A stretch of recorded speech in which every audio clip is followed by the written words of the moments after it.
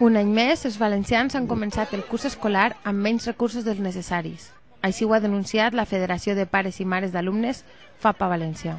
En aquest sentit, han subratllat l'absència d'una xarxa pública d'escoletes infantils, tot i que la Conselleria hagi destinat diners del Ministeri per a aquesta finalitat. És una pena que el Ministeri doni una ajuda de diners per a les escoletes de 0 a 3 anys i que en esta comunitat, en aquest país, no tinguem una red pública de la Conselleria. Per tant, aquests diners que van a parar a les escoletes de 0 a 3 anys, esperem que siga per a fer una red pública com té que ser, i no per a donar diners a la privada per a que gestione les seues empreses.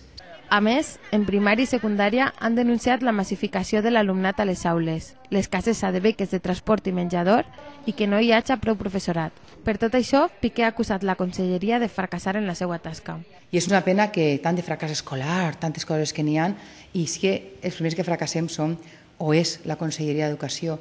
Una vegada més, des de FAPA València, s'ha criticat l'absurditat de l'aplicació d'educació per a la ciutadania en anglès i s'han mostrat convençuts que es donarà en valencià o castellà a la majoria dels centres.